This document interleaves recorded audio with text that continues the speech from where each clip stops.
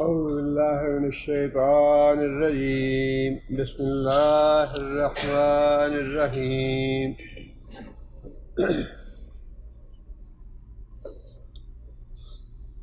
حضرت نوح علیہ السلام کا واقعہ بیان ہو رہا ہے۔ اللہ تعالیٰ نے فرمایا کہ نوح علیہ السلام قوم کے پاس آئے، قوم کو دعوت دی اور قوم کو یہ چیلنج بھی دیا کہ اگر تمہیں میرا نصیحت کرنا ناگوار ہے، اچھا نہیں لگتا تو میرے خلاف جو تدبیر کرنا چاہتے ہو کر لو اور مجھے بالکل مہلت نہ دو۔ جس کا مطلب یہ ہے کہ اتنے اعتماد کے ساتھ اور اتنے زور کے ساتھ نوح علیہ السلام نے یہ بات کہی جو اللہ کے نبی کے علاوہ کوئی دوسرا کہہ نہیں سکتا کہ جو میرے خلاف سازشیں کرنا چاہتے ہو کر لو، اللہ میری حفاظت کرنے والا ہے۔ اور اگر تم یہ سمجھتے ہو کہ مجھے کوئی دنیا کا لالچ ہے تو وہ بھی مجھے تم سے کوئی لالچ نہیں ہے، میں تم سے کوئی چیز طلب نہیں کرتا، میرا اجر اللہ کے ذمہ ہے۔ اور پھر آگے یہ بات ارشاد فرمائی کہ نوح علیہ السلام کی قوم نے نوح علیہ السلام کو جھٹلا دیا، فَكَذَّبُوهُ، قوم نے بات نہیں مانی، جھٹلا دیا، کیونکہ نوح علیہ السلام جتنے پیغمبر آئے ہیں ان کے حالات کم و بیش ایک جیسے رہے ہیں، قوموں کے اعتراضات بھی ویسے ہی رہے اور انبیاء کی دعوت بھی ایک جیسی ہی تھی۔ اس لیے ابتدا سے اللہ تعالیٰ نے پیغمبروں کے واقعات اور حالات کا حوالہ دینا شروع کیا، جس کی ابتدا نوح علیہ السلام سے کی۔ فرمایا کہ قوم نوح نے نوح علیہ السلام کو جھٹلا دیا، فَنَجَّيْنَاهُ وَمَن مَّعَهُ فِي الْفُلْكِ،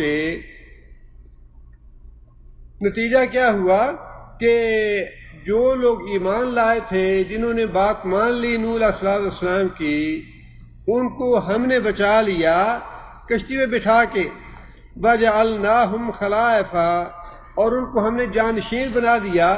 مطلب یہ کہ آئندہ جو آنے والی نسلیں تھیں وہ ان کی نسل سے ہوئی جو کشتی میں سوار تھے، جو ایمان لائے تھے، نوح علیہ السلام کے ماننے والے تھے، ان سے آگے نسل چلی۔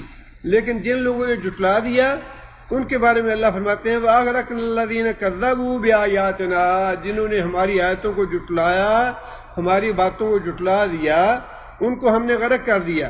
فَانظُرْ كَيْفَ كَانَ عَاقِبَةُ الْمُنذَرِينَ، اللہ فرماتے ہیں کہ غور کرو، دیکھو کہ جنہوں نے ہمیں جھٹلایا ان کا انجام کیا ہوا۔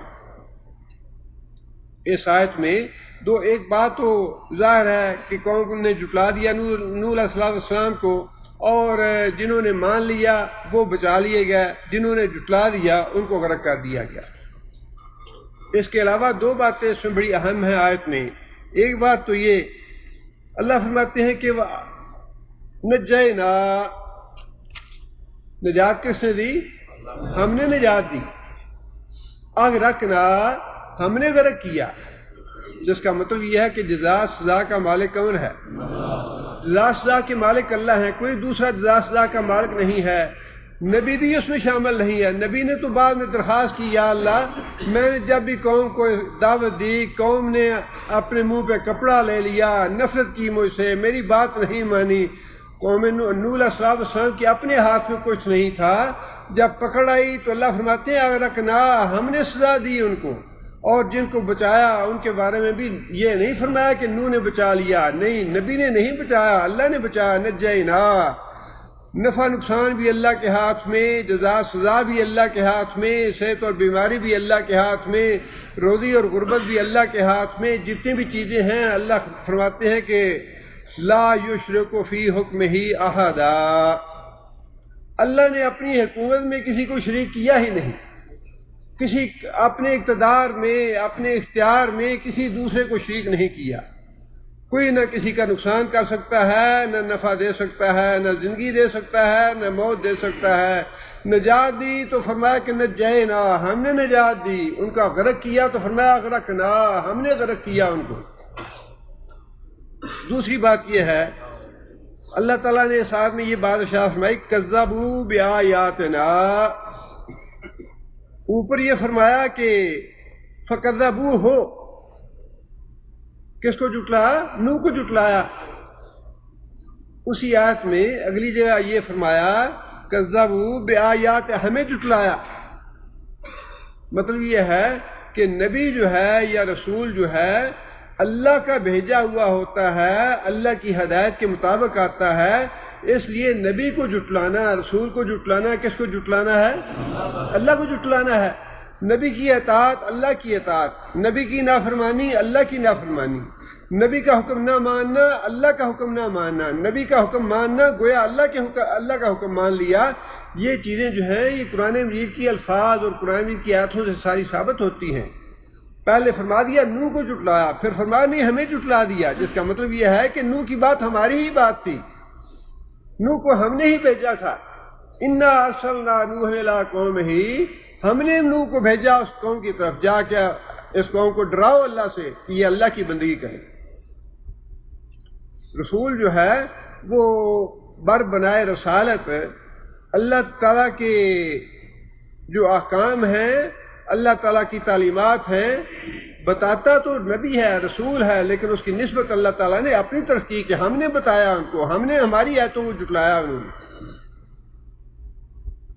آگے یہ فرمایا کہ ثم بعثنا من بعدہ رسلا، یہ ساری باتیں اللہ تعالیٰ نے نبی صلی اللہ علیہ وسلم کو اور مسلمان جو تھے صحابہ کرام ان کی تسلی کے لیے بتائیں کہ یہ معاملہ جو تمہارے ساتھ ہو رہا ہے یہ صرف تمہارے ساتھ ہی نہیں ہے، بلکہ پہلے جو رسول آئے ان کے ساتھ بھی ایسا ہی ہوا، قوموں نے ان کو بھی اسی طرح جھٹلایا، قوموں نے اسی طرح مخالفت کی، ان کی قوموں نے اسی طرح ان کو بھی اذیت پہنچائی، انہیں تکلیف دی، ان کو دکھ پہنچایا، ان کو مصیبتوں میں مبتلا کیا۔ یہ معاملہ صرف تمہارے ساتھ نہیں ہوا بلکہ تم سے پہلے جو انبیاء آئے تھے، جو رسول آئے تھے، ان کے ساتھ بھی ایسا ہی معاملہ ہوا۔ نوح علیہ السلام کی مثال دینے کے بعد اللہ تعالیٰ نے پھر عام یہ بات ارشاد فرمائی، ثم بعثنا من بعدہ رسلا، پھر نوح علیہ السلام کے بعد ہم نے کئی رسول بھیجے، ان میں ہود علیہ السلام ہیں، صالح علیہ السلام ہیں، حضرت ابراہیم علیہ السلام، حضرت لوط علیہ السلام، حضرت شعیب علیہ السلام، جن کا ذکر قرآن مجید میں کیا گیا۔ یہ وہ انبیاء ہیں جو نوح علیہ السلام کے بعد اور موسیٰ علیہ السلام سے پہلے تشریف لائے۔ فرمایا کہ ہم نے نوح علیہ السلام کے بعد اور بھی رسول بھیجے الی قومہم، ان کی قوموں کی طرف، فجاؤہم بالبینات، رسول جو ہیں وہ واضح دلائل لے کے، آیتیں لے کے، ہمارے احکام، ہماری تعلیمات لے کے آئے ان کے پاس۔ فما كانوا ليؤمنوا بما كذبوا به من قبل، فما كانوا ليؤمنوا، اب ان کے لیے یہ ممکن نہیں تھا کہ بات مان لیتے، بما كذبوا به من قبل، اس بات کو مان لیتے جس کا پہلے وہ ایک دفعہ انکار کر چکے تھے، جس کو جھٹلا چکے تھے۔ یہ معاملہ جو ہے اکثر اوقات ہوتا ہے، دعوت دی کسی کو یا کوئی بھی بات ہے، آدمی نے کسی وجہ سے، عجلت کی وجہ سے، بے سوچے سمجھے، لا علمی کی وجہ سے کہہ دیا نہیں ایسی بات تو نہیں ہے، بعد میں انسان نے محسوس کیا نہیں بات تو میری زبان سے غلط نکل گئی، بات تو وہ ٹھیک کہہ رہا ہے جو مجھے بتا رہا تھا، لیکن جو پہلی دفعہ زبان سے نہ نکل گئی وہ نہ آڑے آ جاتی ہے۔ بات کو ماننے سے وہ جو پہلی دفعہ زبان سے نہ نکلی وہ آڑے آ جاتی ہے کہ میں اب پہلے ایک دفعہ نہ کر چکا ہوں، اب میں کیسے بات مانوں اس۔ اور یہ معاملہ ایک آدمی کے ساتھ نہیں، بہت سے آدمیوں کے ساتھ تھا نبی صلی اللہ علیہ وسلم کے زمانے میں بھی۔ ابو طالب جو ہیں وہ تو نبی صلی اللہ علیہ وسلم کے بارے میں پکا یقین تھا کہ نبی صلی اللہ علیہ وسلم جو بات ارشاد فرما رہے ہیں یہ بالکل سچی باتیں کہتا ہے، اور ابو طالب اپنے جو دوسرے قریشی سردار تھے انہیں بھی یہ کہتے تھے کہ میرا بھتیجا باتیں سچی کرتا ہے جو بات کہتا ہے، لیکن بات وہی تھی کہ کیا تم عبد المطلب کا دین چھوڑ کے مرو گے۔ ایک دفعہ وہ جو نہ پہلے نکل چکی تھی کہ ایمان لانا جو ہے وہ مشکل ہے، وہ جو نہ تھی وہ مسلسل آڑے آتی رہی، موت تک وہ آڑے آئی۔ بالکل یقین تھا کہ محمد صلی اللہ علیہ وسلم سچے ہیں۔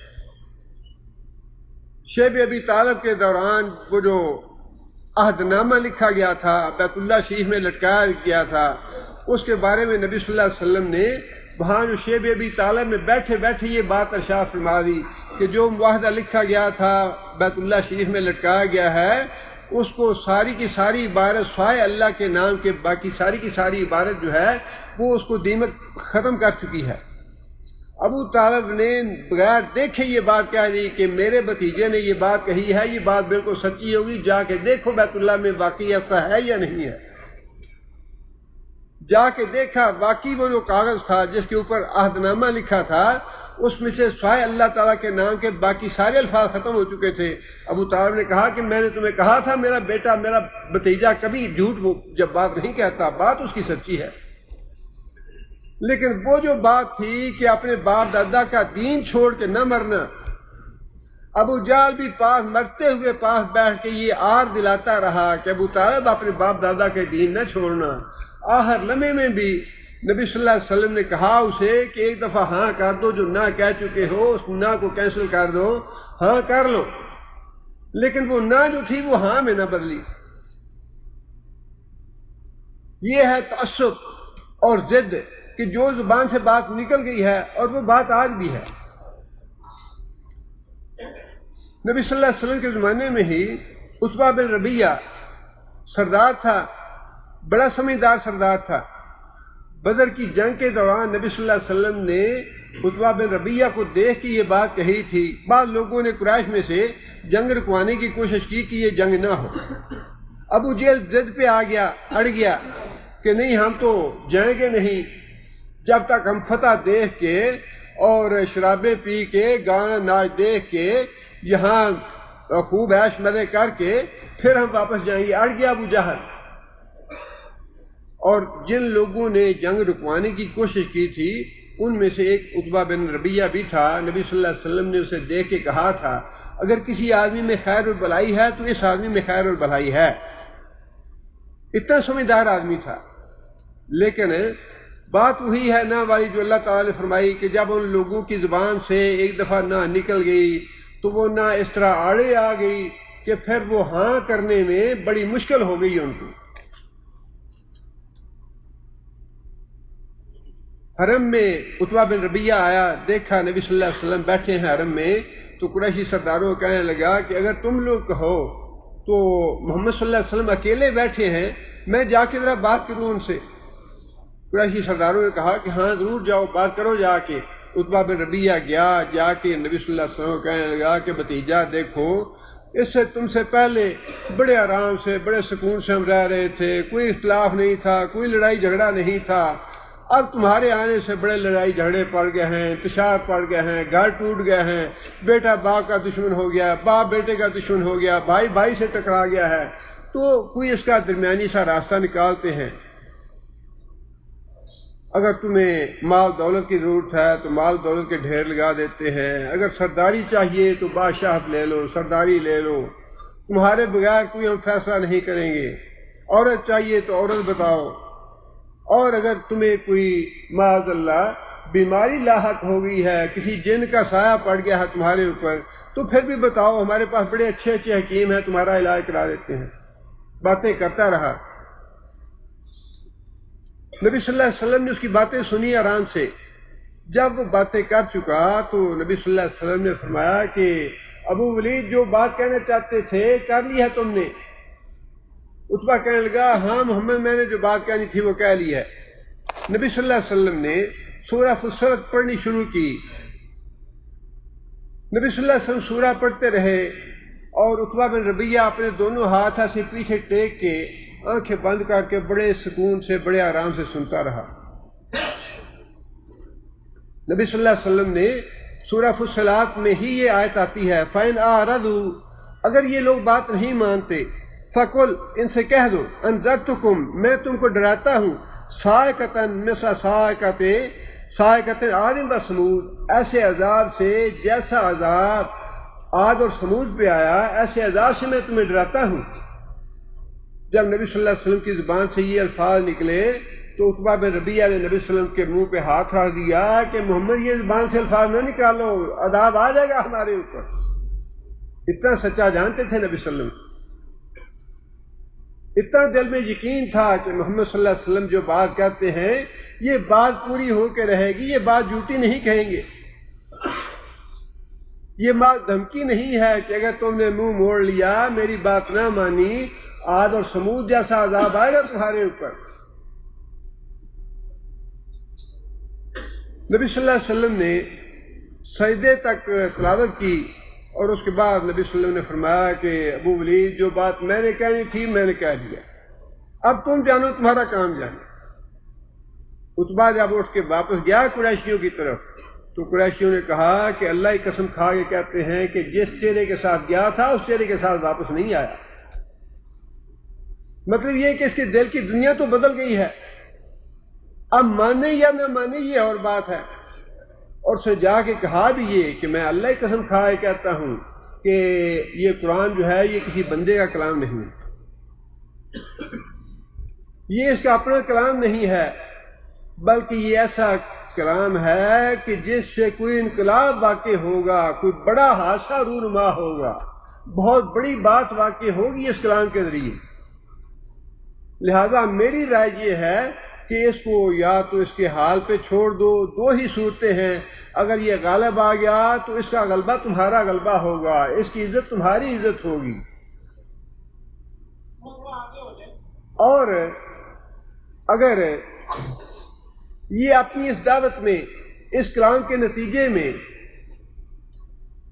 خدا نخواستہ مغلوب ہو گیا یا خدا نخواستہ جان ہار بیٹھا، تو پھر بھی تمہاری تو مرضی پوری ہو جائے گی، لیکن تمہاری اوپر الزام کوئی نہیں آئے گا، الزام سے بچ جاؤ گے۔ دونوں صورتوں میں فائدہ یہ ہے کہ اس کو حال پہ چھوڑ دو، غالب آتا ہے تو غالب آنے دو، یہ تمہارا غلبہ ہوگا، اور اگر یہ جان ہارتا ہے تو پھر تمہارے اوپر الزام نہیں آئے گا، الزام سے بچ جاؤ گے، ٹھیک ہے جاتا ہے تو جائے۔ مطلب یہ کہ اس کے دل میں بھی بات یہی تھی کہ یہ قرآن جو ہے یہ اللہ کا کلام ہے، اس کا اپنا کلام نہیں ہے، اور اسے یہ بھی یقین تھا کہ محمد صلی اللہ علیہ وسلم کی زبان سے جو بات نکلتی ہے یہ بات پوری ہو کے رہتی ہے۔ بات پھر وہی ہے کہ اگر اتنا یقین تھا، اتنی بات پکی تھی، تو پھر ایمان کیوں نہیں لایا؟ بات وہی ہے جو اللہ تعالیٰ نے ارشاد فرمائی کہ جب پہلی دفعہ ایک دفعہ زبان سے نکل گیا کہ نہیں مانتے تمہیں، پھر اب اس نہیں کو ہاں میں بدلنا یہ بڑا مشکل کام ہے۔ ہاں نہیں کو ہاں میں بدلنا بڑا مشکل کام ہے۔ اللہ تعالیٰ نے یہی بات ارشاد فرمائی کہ پیغمبر آئے، رسول آئے میری بینات لے کے، فما كانوا ليؤمنوا بما كذبوا به من قبل، لیکن جس بات پہ وہ پہلے نہ کہہ چکے تھے اس بات پر ایمان لانا ان کے لیے بڑا مشکل ہو گیا۔ اس میں سبق کی بات یہی ہے کہ انسان کو ضد کے پیچھے، اپنی انا کے پیچھے، اپنی اکڑ کے پیچھے، اپنے تکبر کے پیچھے اپنی عاقبت برباد نہیں کرنی چاہیے۔ اگر دل گواہی دے دے، اب آج بھی کتنے لوگ ہیں کفار میں، وہ سمجھتے ہیں کہ قرآن مجید جو ہے وہ اللہ کا کلام ہے، رسول اللہ صلی اللہ علیہ وسلم، ہندوستان میں بے شمار دوست بتاتے بھی ہیں کہ جی ہمیں پتہ ہے اسلام اچھا مذہب ہے، ٹھیک مذہب ہے، اللہ کے رسول سے اللہ کی کتاب ہے، اللہ کی کتاب ہے، لیکن ایمان لے آئیں گے تو ہمیں چھوڑیں گے نہیں، مار دیں گے، قتل کر دیں گے۔ لیکن جو بات معلوم ہوتی ہے، جو حقیقت ہے وہ تو یہی ہے کہ جب انسان کا دل یہ گواہی دے دے کہ واقعی اسلام سچا مذہب ہے، قرآن اللہ کی کتاب ہے، محمد صلی اللہ علیہ وسلم اللہ کے رسول ہیں، تو پھر انسان کو اپنے معاشرے کی وجہ سے یا اپنی موت کے ڈر کی وجہ سے یا اپنی ضد کی وجہ سے، اپنے تکبر اور غرور کی وجہ سے ہدایت سے پیچھے نہیں ہٹنا چاہیے، اس کو آڑے نہیں آنے دینا چاہیے اپنی انا کو۔ کذالک نطبع علی قلوب المعتدین، اللہ فرماتے ہیں کہ جب انسان کی یہ کیفیت ہو جائے، انسان اس مقام پہ پہنچ جائے، مخالفت کی اس درجے میں آ جائے کہ اس کا دل تو مانتا ہے کہ یہ آدمی سچا ہے، اس کی بات سچی ہے، لیکن جو ضد ہے، جو انا ہے، جو غرور ہے، وہ راستے کی رکاوٹ بن گیا، ایمان بات ماننے کے لیے تیار نہیں ہے۔ اللہ فرماتے ہیں کذالک نطبع علی قلوب المعتدین، ایسے جو ظالم ہیں، زیادتی کرنے والے، ان کے دلوں پہ تو ہم مہر لگا دیتے ہیں، ان کے لیے ہدایت کا دروازہ ہم خود بند کر دیتے ہیں، ان سے توفیق چھین لیتے ہیں ہدایت کی، اور یہ دنیا میں سزا ہے اللہ کی طرف سے۔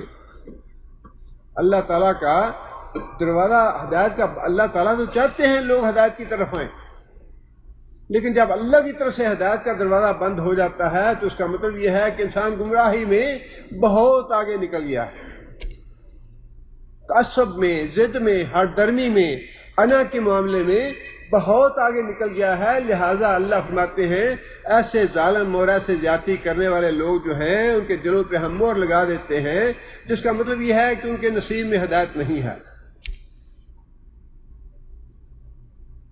بعض لوگوں کے لیے اللہ تعالیٰ ہدایت کے اسباب بنا دیتے ہیں اور بعض لوگوں سے اللہ تعالیٰ ہدایت کے اسباب چھین لیتے ہیں۔ یہ ہر انسان کے اپنے اپنے دل کی کیفیت کا معاملہ ہے۔ اللہ تعالیٰ ہمارے دلوں کی کیفیت جانتے ہیں، کون ہدایت کے لائق ہے اور کس کے لیے ہدایت کا دروازہ میں نے بند کرنا ہے۔ اور اللہ تعالیٰ کی بڑی عنایت ہے، بڑا اللہ کا فضل ہے، اس سے بڑا اللہ کا احسان ہے نہیں کوئی کہ اس دنیا میں اللہ تعالیٰ انسان کو سیدھے راستے پہ لگا دے یا سیدھے راستے کی طرف لے آئے۔ جس کو اللہ تعالیٰ لانا چاہتے ہیں ایسے لگتا ہے کہ اللہ ہاتھ پکڑ کے لے آئے، اور جس کے دل پہ اللہ مہر لگا دیتے ہیں اس کا بھی پتہ چلتا ہے کہ اس کے دل پہ واقعی مہر لگی ہوئی ہے، یہ ماننے والا نہیں ہے۔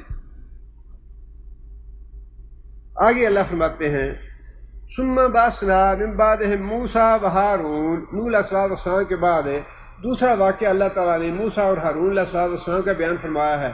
قرآن مجید میں جس پیغمبر کا سب سے زیادہ کثرت کے ساتھ بیان ہوا ہے وہ موسیٰ علیہ السلام ہیں۔ بنی اسرائیل قوم بڑی ہی ظالم اور بڑی خبیث اور بڑی بدباطن قوم تھی، یہودی لوگ، سب سے زیادہ دشمنی کی انہوں نے۔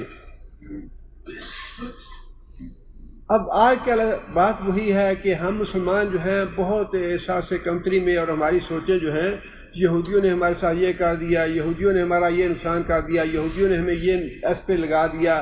کمزوریاں تو واقعی ہیں ہمارے اندر، اور ہمیں یہود و نصارہ کی اتباع سے روکا گیا ہے، نہیں کرنا چاہیے، لیکن ہم یہ کہتے ہیں کہ مسلمانوں میں خیر مثالیں اچھی، بہت اچھی مثالیں بھی ہیں، تقوی کی اور انفاق کی اور اللہ کی خشیت کی بڑی اچھی اچھی مثالیں ہیں، اور لیکن اس ساری باتوں کے باوجود اگر تقابل کیا جائے مسلمانوں کا اور یہودیوں اور عیسائیوں کا تو یہ بات جو ہے یہ بالکل غلط ہے جی۔ یہودی بڑی ذہین، بڑی فتین، بڑی عقل مند اور بڑی لاج فائق قوم ہے۔ سب سے زیادہ احمق اور بیوقوف قوم جو ہے دنیا میں اگر کوئی ہے تو وہ یہودی ہے۔ سب سے زیادہ خبیث، اللہ کے یہ دشمن، یہ کس نے کہا تھا نحن اغنیاء اور اللہ فقیر ہے ہم غنی ہیں؟ کس نے کہا تھا؟ یہ یہودیوں نے کہا تھا۔ یہ انبیاء کو قتل کرنے والی قوم ہے، کون ہے؟ یہودی قوم ہے جس نے انبیاء تک کو نہیں چھوڑا۔ اگر مسلمانوں سے دشمنی کر رہے ہیں، مسلمانوں پہ ظلم کر رہے ہیں تو یہ کوئی بڑی بات نہیں یا بعید نہیں ہے۔ جنہوں نے انبیاء پہ ظلم کرنا نہیں روکا یا نہیں چھوڑا، ان کے نزدیک مسلمان امت جو ہے یا مسلمان عام جو ہیں ان کی کیا حیثیت ہے۔ اور پھر سب سے بڑی بات یہ ہے جس کا آج ہمیں بڑا اس بات پہ مسلمانوں کو ایسے ایسے میسج کرتے ہیں، ایسی ایسی باتیں لکھتے ہیں، یہ مسلمان یہ ہو گیا، مسلمان غرق ہو گیا، مسلمانوں کا یہ ہو گیا، مسلمان یہ ہو گیا، یہودی برتر ہیں، یہودیوں کا جو غلبہ ہے نا، مالی غلبہ، وہ تو نبی صلی اللہ علیہ وسلم کے زمانے میں بھی تھا۔ کیا اب یہ کہا جائے کہ معاذ اللہ نبی صلی اللہ علیہ وسلم کا زمانہ بھی ناکام زمانہ تھا؟ ہمیں تھوڑا سا اپنے دماغوں کی تصحیح کرنی چاہیے، اپنی غلطیوں کو صحیح کرنا چاہیے۔ اب آپ یہ بتائیں کہ اگر یہ اتنی فتین اور اتنی ذہین اور اتنی لائق قوم تھی تو آج موسیٰ علیہ السلام کی سیرت پہ کتنی کتابیں دنیا میں لکھی ہوئی ہیں، اپنے پیغمبر کی سیرت کا کتنا حفاظت کی ہے اس قوم نے۔ کوئی ایک کتاب بھی ہے موسیٰ علیہ السلام کی سیرت پہ؟ رسول اکرم صلی اللہ علیہ وسلم کی سیرت طیبہ پہ کتنی کتابیں ہیں؟ ہزاروں نہیں لاکھوں کے حساب سے کتابیں موجود ہیں. اور پھر رسول اللہ صلی اللہ علیہ وسلم کے بعثت مبارک سے بعد سے نہیں بلکہ نبی صلی اللہ علیہ وسلم کی پیدائش سے لے کے نبی صلی اللہ علیہ وسلم کی موت تک، وفات مبارک تک، ایک ایک لمحے کی سیرت کا ذکر جو ہے وہ کتابوں میں موجود. اور سیرت کے علاوہ جو الہامی کتاب ہے، اللہ کے فضل و کرم سے مسلمانوں کی الہامی کتاب قرآن مجید کسی ایک زیر زبر کی اس میں تبدیلی نہیں ہے. آج سے 1400 سال پہلے جس طرح یہ قرآن مجید رسول اکرم صلی اللہ علیہ وسلم کے قلم مبارک پہ نازل ہوا تھا، ویسے کا ویسا اسی زیر و زبر کے ساتھ، انہی اعراب کے ساتھ آج یہ قرآن مجید ہمارے درمیان موجود ہے اور قیامت تک ایسا ہی موجود رہے گا. کسی کے اندر اتنی بھی کسی کافر میں، یہ روس کے جو عجائب گھر ہے، حضرت عثمان رضی اللہ تعالیٰ عنہ والا نسخہ جو ہے جس پہ خون گرا ہے حضرت عثمان رضی اللہ تعالیٰ عنہ کا، روس کے عجائب خانے میں مدت تک کئی صدیاں پڑا رہا، لیکن اس میں بھی کسی کو عدل بدل کرنے کی یا کوئی انحراف کرنے کی ضرورت نہیں ہے. سورہ برات پہ یا سورہ توبہ پہ بسم اللہ الرحمن الرحیم نبی صلی اللہ علیہ وسلم کے زمانے میں نہیں لکھی گئی. آج تک کسی کو یہ ضرورت نہیں ہوئی کہ اس پہ بسم اللہ الرحمن الرحیم لکھ دے. قیامت تک کوئی نہیں لکھ سکے گا. یہ کریڈٹ کس کو جاتا ہے؟ اگر آج کتاب محفوظ ہے ہماری، یہ بات اپنی جگہ درست ہے کہ اللہ تعالیٰ نے ذمہ داری لی ہے، لیکن اللہ تعالیٰ نے ذریعہ مسلمانوں نے حفظ کیا اس قرآن کو، مسلمانوں نے کتابت کر کے اس کتاب کو محفوظ کیا. مسلمان ذہین اور لائق قوم ہیں یا یہودی لائق اور فتین ہیں، نہ اپنی کتاب محفوظ کر سکے نہ اپنے نبی کی سیرت محفوظ کر سکے. موسیٰ علیہ السلام کے کسی ایک صحابی کا نام لیں، موسیٰ علیہ السلام کے کسی ایک صحابی کی سیرت تاریخ میں محفوظ ہو نہیں ہے. رسول اکرم صلی اللہ علیہ وسلم کے 1,00,000 سے زیادہ صحابہ تھے جب نبی صلی اللہ علیہ وسلم دنیا سے تشریف لے گئے، اور کم و بیش 1,00,000 صحابہ کے حالات روایت کے اعتبار سے ان کا عقیدہ، ان کی عدالت اور ان کی ثقافت اور ان کا تقویٰ، صحابہ تو سارے کے سارے عدول ہیں، اس کے بعد بھی جو راوی اس میں شامل ہوئے ان کے بھی حالات زندگی، صحابہ کرام کے نہیں، ان کے بعد والوں کے بھی، تابعین اور تبع تابعین کے حالات زندگی بھی مسلمانوں نے اس طرح محفوظ کر کے رکھ دیے کہ اگر ایک آدمی کے 2 نام ایک جیسے ہیں تو اس کے دادا کا نام شامل کیا، اور اگر دادا کا نام بھی ویسا ہے تو پردادا کا نام شامل کر دیا تاکہ ناموں میں گڑبڑ نہ ہو جائے، ناموں میں امتیاز باقی رہے کہ یہ فلاں ہے وہ فلاں ہے، یہ فلاں ہے وہ فلاں ہے.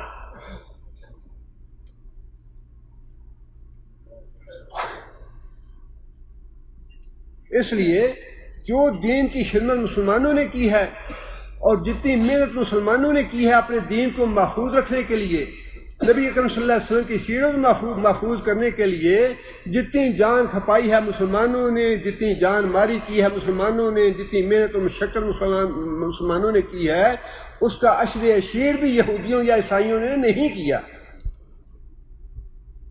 گوگل تیار کر لیا، ذرا اپنی تورات لے آؤ گوگل پہ، بڑے ہم حیرانگی سے دیکھتے ہیں جی اور بڑا اس کو اپریشیٹ کریں، گوگل بنا دیا.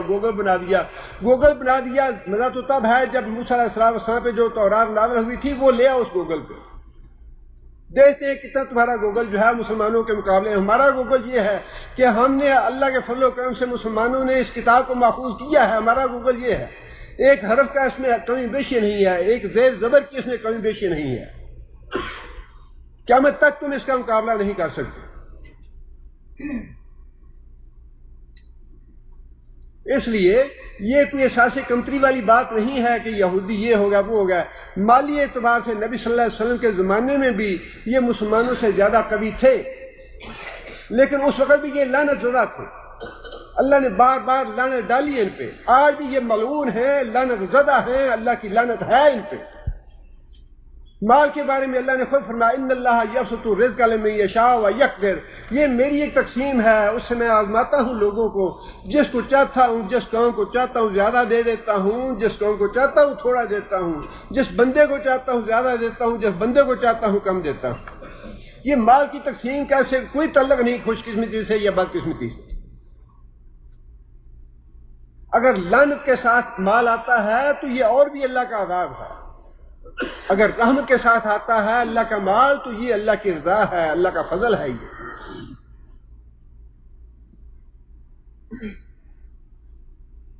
اللہ فرماتے ہیں کہ ثم بعثنا من بعدهم موسیٰ و ہارون، نوح علیہ السلام اور ان کے بعد جو انبیاء آئے ان سب کے بعد ہم نے موسیٰ علیہ السلام کو اور ہارون علیہ السلام کو بھیجا الی فرعون و ملئہ، فرعون کی طرف اور اس کے سرداروں کی طرف، بآیاتنا، اپنی آیتیں دے کے، کہ جا کے فرعون کو اللہ سے ڈراؤ اور اللہ کی توحید کی دعوت دو اس کو۔ فاستکبروا، فرعون نے اور اس کے سرداروں نے تکبر کیا یا بڑا بننے کی کوشش کی، بڑا بننا چاہا، بڑا بننے کی کوشش کی، وَكَانُوا قَوْمًا مُجْرِمِينَ، اور وہ واقعی مجرم لوگ تھے۔ جو بھی اللہ کی بات نہیں مانتا، اللہ کے رسول کی بات نہیں مانتا، وہ مجرم ہے۔ اور تکبر کی تعریف جو نبی صلی اللہ علیہ وسلم نے فرمائی وہ تو ہے ہی یہ۔ نبی صلی اللہ علیہ وسلم سے پوچھا گیا یا رسول اللہ، ایک آدمی اچھا کپڑا پہننا چاہتا ہے، اچھا کھانا پینا رکھنا چاہتا ہے، اپنا اچھا شکل و شباہت بنا کے رکھنا چاہتا ہے، بلکہ صحابی نے تو یہاں تک کہا کہ یا رسول اللہ مجھے تو یہ بھی گوارا نہیں ہوتا کہ میری جوتی سے کسی کی جوتی بھی اچھی ہو، کیا یہ تکبر ہے؟ نبی صلی اللہ علیہ وسلم نے فرمایا کہ یہ تکبر نہیں ہے، تکبر یہ ہے کہ انسان کے سامنے حق بات آ جائے، اللہ کے رسول کی بات آ جائے، انسان نہ مانے اس کو، اللہ کے رسول کی بات کو ٹھکرا دینا، یہ تکبر ہے۔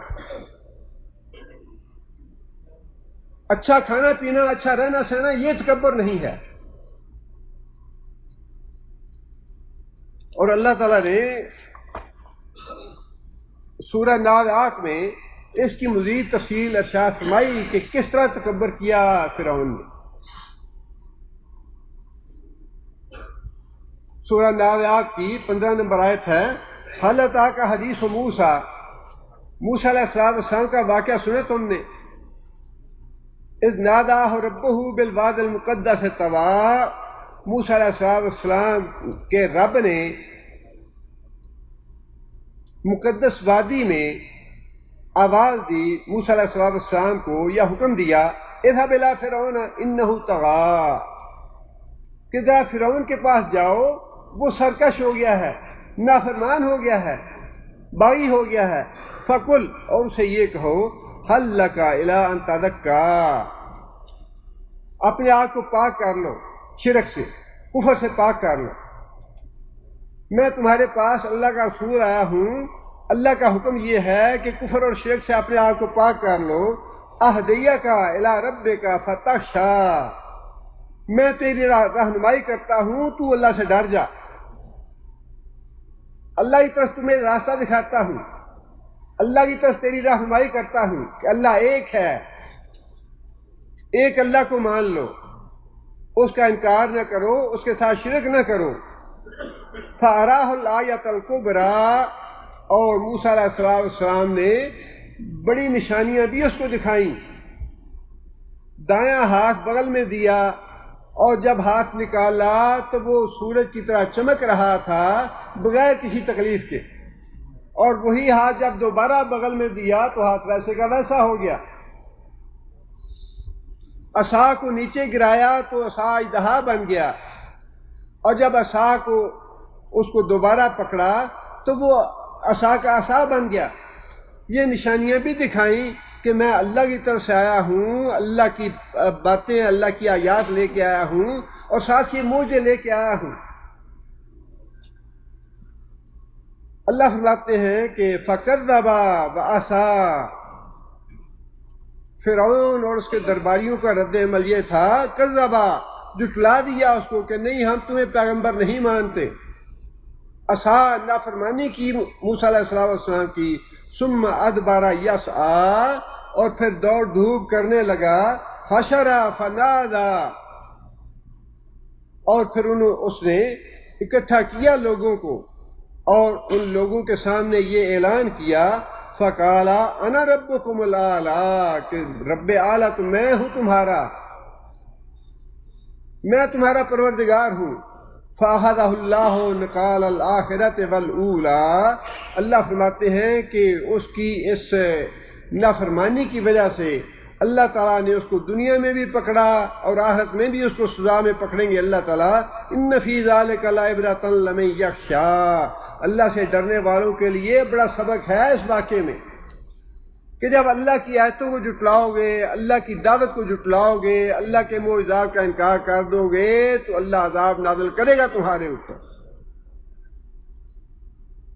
یہ ساری باتیں اللہ تعالیٰ نے کفار مکہ کو سنا دیں، کان کھول دیے ان کے، کہ پہلے انبیاء کے ساتھ یہ معاملہ ہوا، اس کا یہ نتیجہ نکلا۔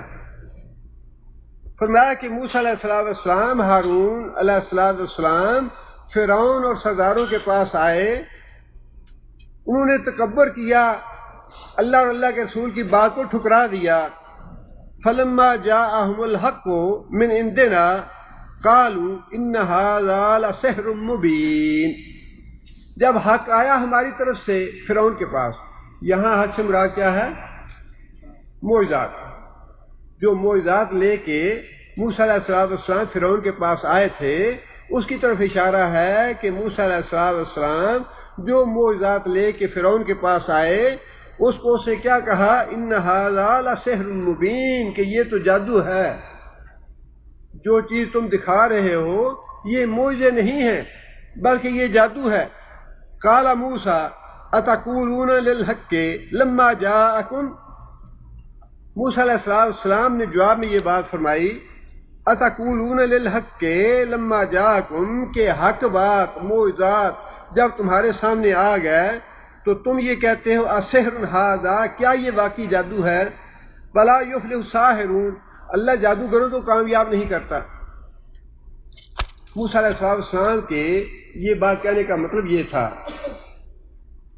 کہ میں تو بے دھڑک ہو کے، بے خوف ہو کے، بغیر کسی تمہارے حارس کی اجازت لیے تمہارے دربار میں آ گیا ہوں، تمہارے دربار میں آ کے سیدھی سیدھی میں نے اللہ کی بات تم سے کی ہے، اللہ سے تم کو ڈرایا ہے، اور اس کے بعد میں نے تمہیں معجزے دکھا دیے ہیں، کیا یہ جادو کی بات ہے؟ یہ موسیٰ علیہ السلام نے اس لیے پوچھا کہ جادوگروں کا معاملہ تو ایسے ہوتا ہے کہ جہاں کہیں انہیں اپنا کرتب دکھانا ہوتا ہے وہاں بادشاہ سلامت سے پہلے اجازت طلب کرتے ہیں، بے دھڑک ہو کے بادشاہ کے سامنے نہیں چلے جاتے، ہاں جی ہمیں اجازت چاہیے، درخواست لکھو، فلاں کا واسطہ دو، فلاں سے سائن کرواؤ، کہ بادشاہ سلامت جو ہیں وہ ہمیں وقت دیتے ہیں کہ نہیں دیتے، اور پھر بادشاہ سلامت سے جا کے ان کو سلام دعا کرنی، ان کے سامنے جھک جانا، اور پھر ان سے درخواست کرنی کہ جناب ہم اپنا کرتب دکھائیں گے، ہمیں کوئی انعام و اکرام بھی ملے گا یا نہیں ملے گا، کوئی آپ کی مہربانی سے اور آپ کے فضل سے ہمیں کچھ میسر آئے گا یا نہیں آئے گا، ہم تو بکاری ہیں، جادو کا کرتب دکھا کے ہم کچھ دنیا کا مال حاصل کرتے ہیں اس سے، اور پھر اس کے بعد جادو شادو کے کرتب دکھا کے اس سے بھی سوال کیا، اس سے بھی مانگا، اس سے بھی مانگا، دنیا اکٹھی کی، پیسہ اکٹھا کیا، اپنا گزر بسر کرتے ہیں۔ جادوگروں کا تو معاملہ یہ ہے۔ اب موسیٰ علیہ السلام نے سیدھی سیدھی بات ارشاد فرمائی کہ کیا میں تمہیں جادوگر لگتا ہوں؟ میں نے تجھے کیا طلب کیا ہے؟ کوئی دنیا طلب کی ہے یا کوئی منصب طلب کیا ہے،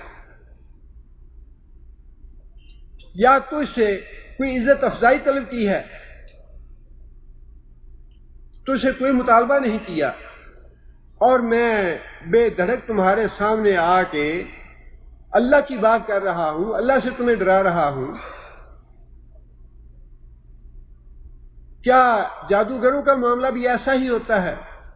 یہ تھا موسیٰ علیہ السلام کے کہنے کا مطلب کہ جادوگر میں اور میرے درمیان تمہیں فرق کرنا چاہیے کہ جادوگر آتے ہیں تمہارے دربار میں تو وہ کس طرح آتے ہیں، ان کا طرز عمل کیا ہوتا ہے، وہ آ کے تمہیں کتنی عزت بخشتے ہیں، اس کے مقابلے میں میرا معاملہ جو ہے وہ کیا تمہیں جادوگروں والا ہی نظر آتا ہے؟ یا جو باتیں میں نے کہی ہیں یہ جادوگروں والی باتیں ہیں. قالوا اجئتنا لتلفتنا اما وجدنا علیہ آباءنا. اب اس سے فرعون سے یا درباریوں سے موسیٰ علیہ السلام کے سوال کا کوئی جواب نہیں بن پڑا. فرق بڑا واضح تھا. جادوگر میں پیغمبر میں جو فرق ہے وہ بڑا واضح ہے. پیغمبر جو ہے وہ تو بڑا وجیح اور بڑا وقار والا، بڑی عزت والا، بڑے روب والا ہوتا ہے پیغمبر، اور اپنے وقت کا سب سے زیادہ خوبصورت اور سب سے زیادہ وجیح ہوتا ہے پیغمبر.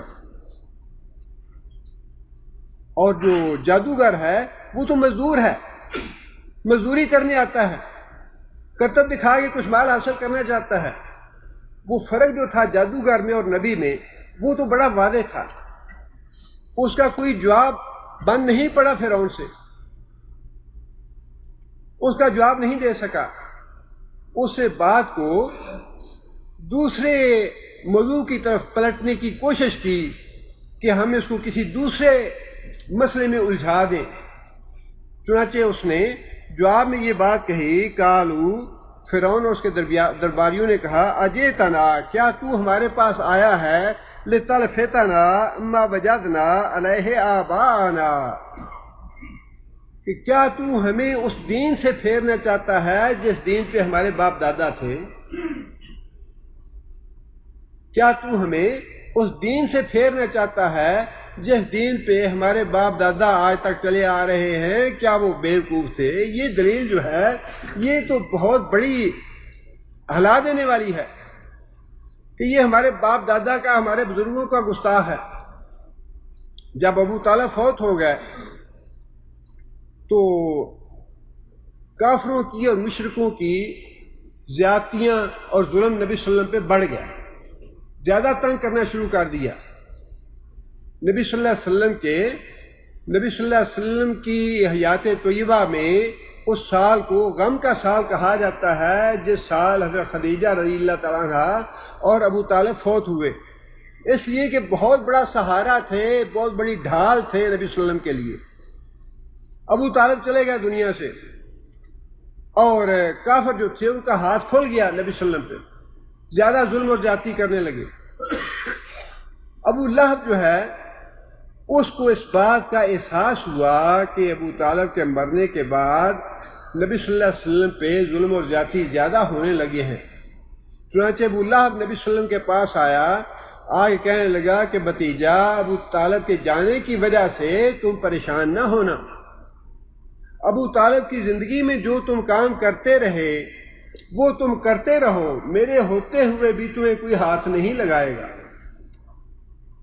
یہ ایک طرح سے قبائلی اور خاندانی جو حمایت تھی اس کا اظہار تھا. چنانچہ نبی صلی اللہ علیہ وسلم کسی حد تک مطمئن ہو گئے.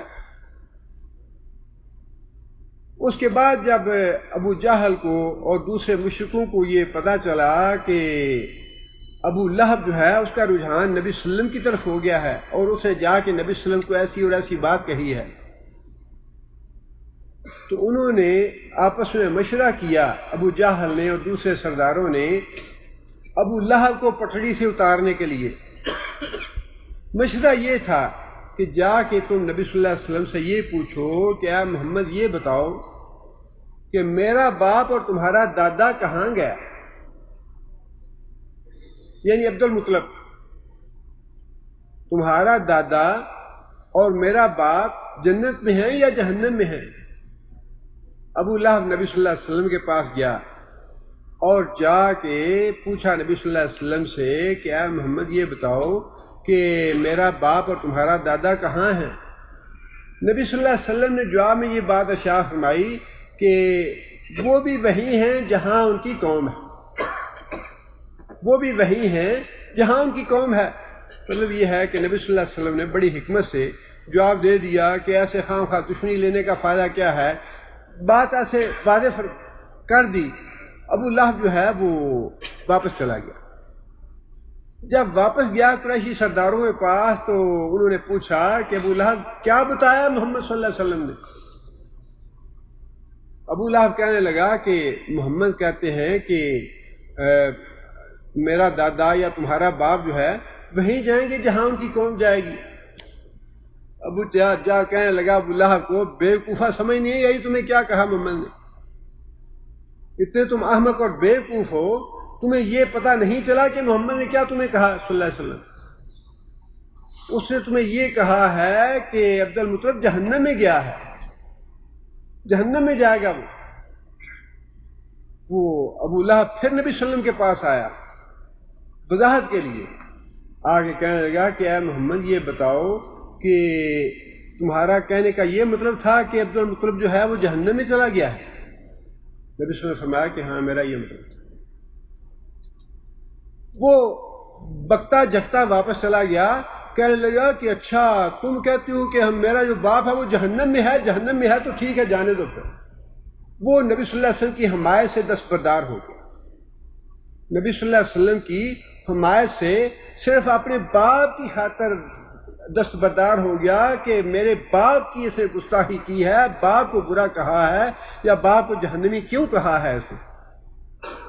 یہ جو باپ دادا کی بات ہے یہ ہوتی بڑی پکی ہے کہ میرا پیو بھی اچھی سی تو میرا دادا بھی اچھی سی, میرا پیو بھی وزیر اعظم تو میرا دادا بھی وزیر اعظم تو میں بھی وزیر اعظم تو سارے اسی کو لینے چی لگے ہیں. یہ جو باپ دادا کی انا اکڑ اور تکبر ہے یہ انسان کو ہدایت کی طرف آنے نہیں دیتا بعض اوقات. اللہ ماشاء اللہ, اللہ یہ کہ اللہ تعالیٰ کی مشیت ہو جس کے لیے اللہ ہدایت دیتے ہیں اسے. یہی بات فرعون نے کہی کہ کیا تو ہمیں ہمارے باپ دادا کے دین سے پھیرنا چاہتا ہے. اور اس بارے میں بھی اللہ تعالیٰ نے دوسری جگہ پہ یہ بات ارشاد فرمائی ہے کہ جب نبی صلی اللہ علیہ وسلم نے دعوت دی ان کو انبیاء نے, تو وہاں بھی اللہ تعالیٰ نے سورہ زخرف میں یہ بات ارشاد فرمائی انا وجدنا آباءنا علی امۃ. جواب یہ تھا کافروں کا, ہم نے اپنے باپ دادا کو ایک دین پہ چلتے ہوئے پایا. وَإِنَّا عَلَىٰ آثَارِهِمْ مُهْتَدُونَ, ہم بھی ان کے نقش قدم پہ چلیں گے تو ہدایت پائیں گے.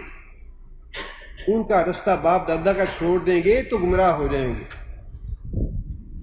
وَكَذَٰلِكَ مَا أَرْسَلْنَا مِنْ قَرْيَةٍ إِلَّا قَالَ مُتْرَفُوهَا إِنَّا وَجَدْنَا آبَاءَنَا عَلَىٰ أُمَّةٍ وَإِنَّا عَلَىٰ آثَارِهِمْ مُقْتَدُونَ. جتنے بھی سردار ہیں قوم کے, خوشحال کھاتے پیتے لوگ, ان کے پاس جب بھی ہمارے رسول آئے انہوں نے یہی جواب دیا ان کو کہ ہم نے اپنے باپ دادا کو اس دین پہ پایا تھا, لہذا ہم تو اپنے باپ دادا کے دین پہ ہی چلیں گے, ان کی ہی پیروی کریں گے. قَالَ أَوَلَوْ جِئْتُكُمْ بِأَهْدَىٰ مِمَّا وَجَدتُّمْ عَلَيْهِ آبَاءَكُمْ قَالُوا إِنَّا بِمَا أُرْسِلْتُمْ بِهِ كَافِرُونَ. پیغمبر نے یہ بات کہی کہ میں جو دین لے کے آیا ہوں اگر وہ دین تمہارے باپ دادا کی دین سے بہتر ہوا تو پھر بھی نہیں مانو گے.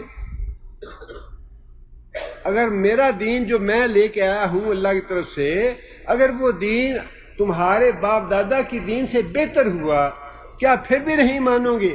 قالوا, انہوں نے کہا انا بما ارسلتم بہ کافرون, جو دین تم لے کے آئے ہو ہم اس کو نہیں مانتے. اور یہاں بھی اللہ تعالیٰ نے یہی بات ارشاد فرمائی کہ تم یہ دین جو لے کے آئے ہو یا تم جو آیتیں لے کے آئے ہو یہ تو ہمارے باپ دادا کے دین کے خلاف ہیں.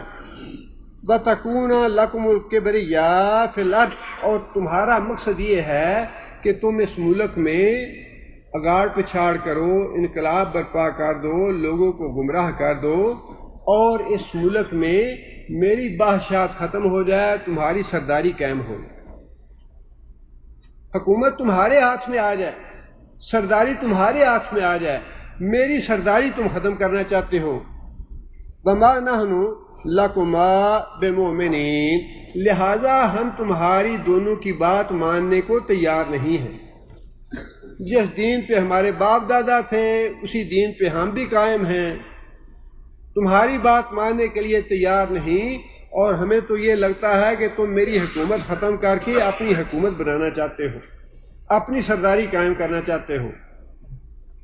وقال فرعون ایتونی بکل ساحر علیم، اس کے بعد پھر فرعون نے اپنے پورے ملک میں اس بات کا اعلان کر دیا کہ جتنے بھی بڑے بڑے جادوگر ہیں، ماہر جادوگر، ان کو میرے پاس لے آؤ۔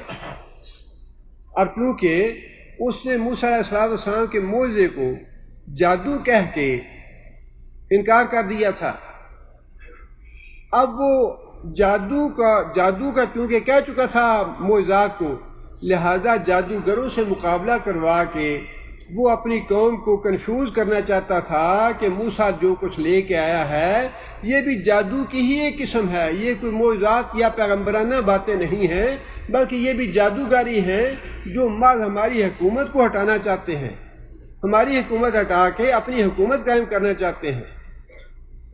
اس لیے فرعون نے پورے ملک میں اعلان کروا دیا کہ جتنے بھی بڑے بڑے ماہر جادوگر ہیں انہیں میرے دربار میں بھیج دو۔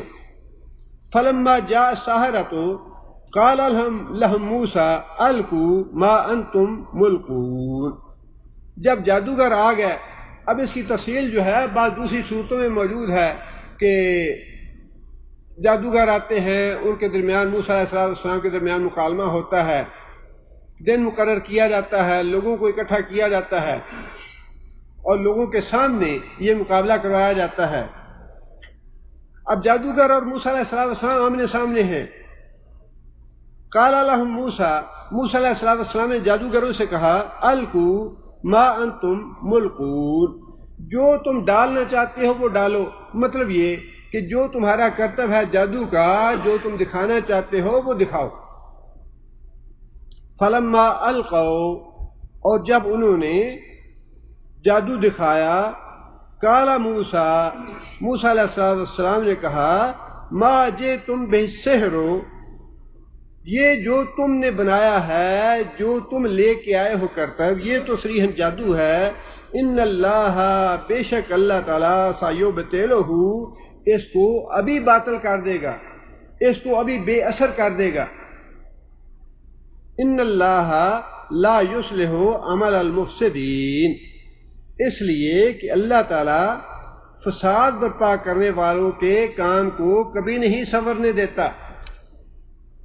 تم لوگ دین کی راہ میں روڑا اٹکانا یہ فساد ہے،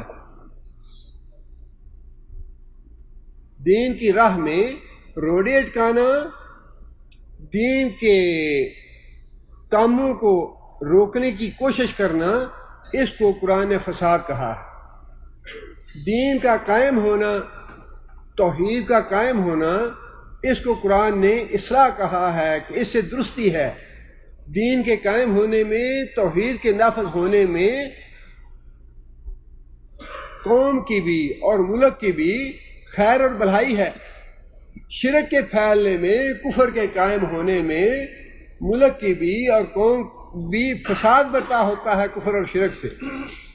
اس لیے موسیٰ علیہ السلام نے فرمایا کہ تم نے جو کرتب دکھائے ہیں جادو کے، یہ کرتب ابھی اللہ تعالیٰ بے اثر کر دیں گے، اس کو باطل کر دیں گے، اور یہ بات طے ہے کہ اللہ تعالیٰ فساد برپا کرنے والوں کو، دین کا مقابلہ کرنے والوں کو، اسلام کی راہ روکنے والوں کو کبھی بھی ان کو کام نہیں سنورنے دیتا، یا ان کو کبھی کامیاب نہیں ہونے دیتا۔ یہاں اللہ تعالیٰ نے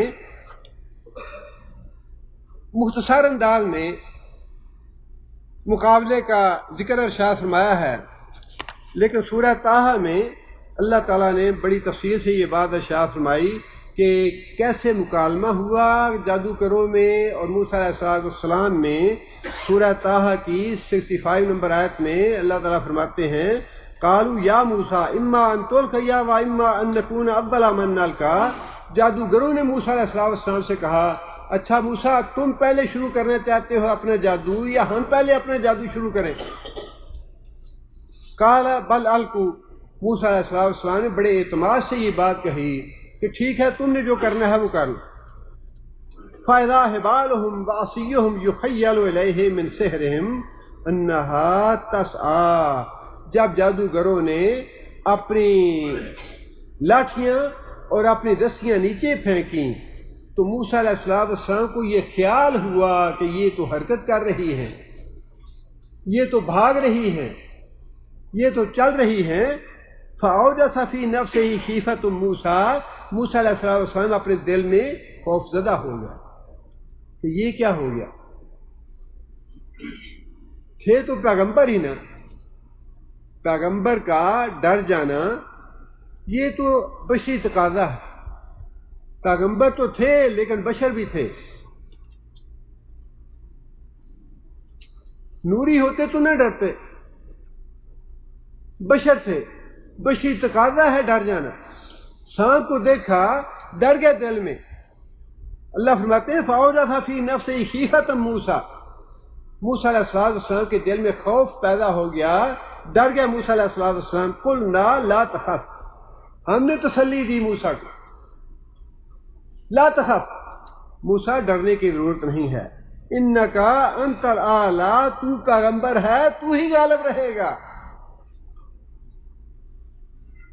کافر یا مشرک جو ہے اِنَّهُ لَا يُفْلِحُ الْكَافِرُونَ، اللہ تعالیٰ نے یہ لکھ دیا ہے، اللہ نے یہ طے کر دیا ہے کہ کافر کبھی بھی کامیاب نہیں ہوں گے، اللہ اور اللہ کا رسول ہی غالب رہیں گے۔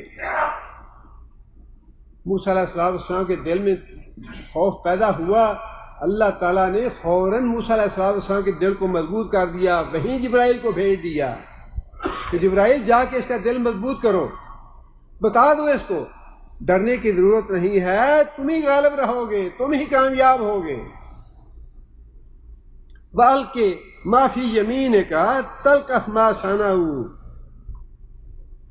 اللہ تعالیٰ کی طرف سے حکم ہوا کہ اے موسیٰ اب جو کچھ تمہارے ہاتھ میں ہے اس کو نیچے پھینکو ذرا، تَلْقَفْ مَا صَنَعُوا، جو کچھ بھی انہوں نے کرتوت کیا ہے، جو جادو انہوں نے کیا ہے، وہ سارے کرتوت کو، ساری کاریگری کو، سارے جادو کو نگل جائے گا، اس کو باطل قرار دے دے گا، بے اثر کر دے گا اس کو۔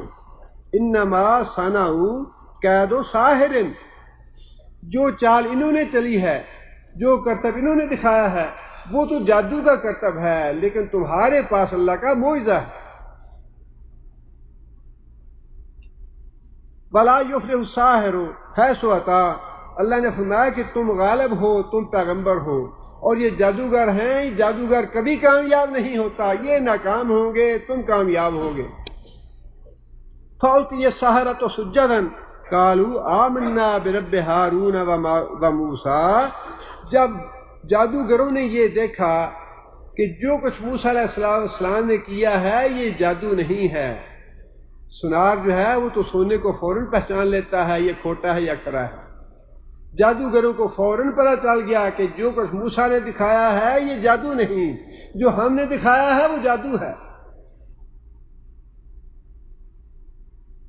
اللہ فرماتے ہیں فَأُلْقِيَ السَّحَرَةُ سُجَّدًا، جادوگروں کے اندر سے کسی چیز نے ان کو سجدے میں گرا دیا۔ القیا مجہول کا صیغہ ہے کہ القیا گرا دیے گئے، فاعل کون ہے اس کا؟ فاعل ہے تو اللہ، لیکن اللہ نے اپنی طرف منسوب نہیں کیا، القیا گرا دیے گئے، ان کے اندر سے یہ آواز اٹھی کہ یہ جو کچھ انہوں نے کیا ہے یہ جادو، جو ہم نے کیا تھا وہ جادو تھا، جو موسیٰ نے کر کے دکھایا ہے یہ جادو نہیں ہے۔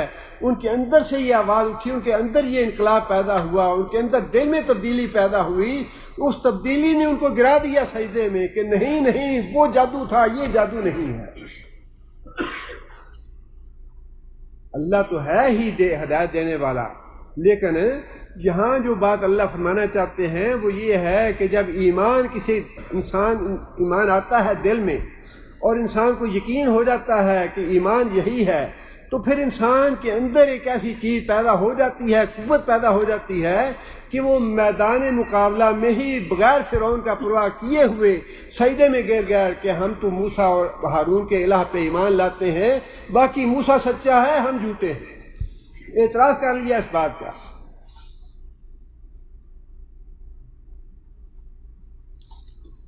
یہاں اللہ تعالیٰ نے زیادہ تفصیل ارشاد نہیں فرمائی، بس اتنی ارشاد فرمایا کہ موسیٰ علیہ السلام کو ہم نے کہا کہ ابھی جو تم کام کرو گے، معجزہ دکھاؤ گے، وہ ان کے جادو کو بے اثر کر دے گا، اور اللہ تعالیٰ جادوگروں کے کام کو کامیاب نہیں ہونے دیتا۔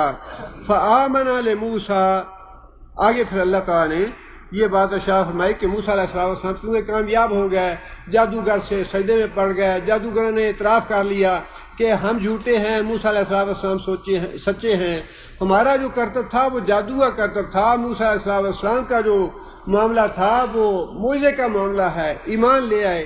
اس کے بعد پھر اللہ تعالیٰ نے آگے یہ بات ارشاد فرمائی کہ یہ نتیجہ دیکھ کے قوم کے بھی کچھ آدمی ایمان لائے، لیکن زیادہ اکثریت ان لوگوں کی تھی جو فرعون کے ڈر سے ایمان نہیں لائے، دل نے مان لیا، دل نے تسلیم کر لیا کہ موسیٰ علیہ السلام سچے ہیں، اللہ کے پیغمبر ہیں، لیکن فرعون کے ڈر سے وہ ایمان نہیں لائے۔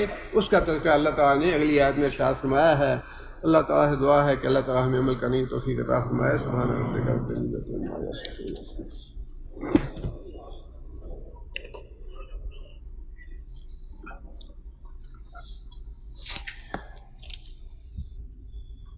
أعوذ بالله من الشيطان الرجيم بسم الله